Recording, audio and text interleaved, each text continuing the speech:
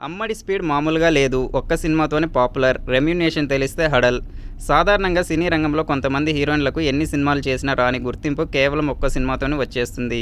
అలా ఇండస్ట్రీలో ఉన్న చాలామంది హీరోయిన్లు ఎన్నో సంవత్సరాలుగా సరైన బ్రేక్ కోసం ఎదురుచూస్తున్నారు.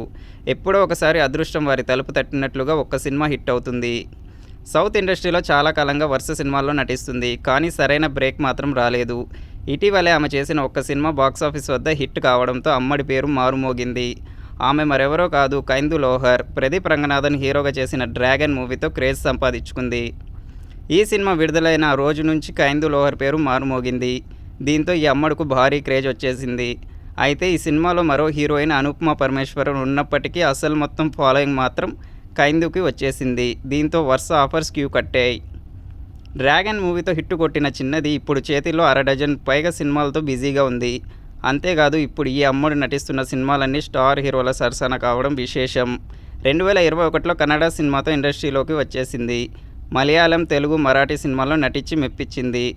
కానీ ఈ ముద్దుగుమ్మకు సరైన బ్రేక్ మాత్రం రాలేదు. డ్రాగన్ సినిమా హిట్ తర్వాత హీరోయిన్కు ఎక్కడలేని క్రేజ్ వచ్చింది. ఈ సినిమా తర్వాత కైందుకు అటు ఫిలిం వర్గాల్లో ఇటు సోషల్ మీడియాలో ఓ రేంజ్లో ఫాలోయింగ్ వచ్చేసింది. అయితే ప్రస్తుతం ఈ అమ్మడు తన తదుపరి సినిమాలకు భారీ రెమ్యునరేషన్ తీసుకుంటుందంట.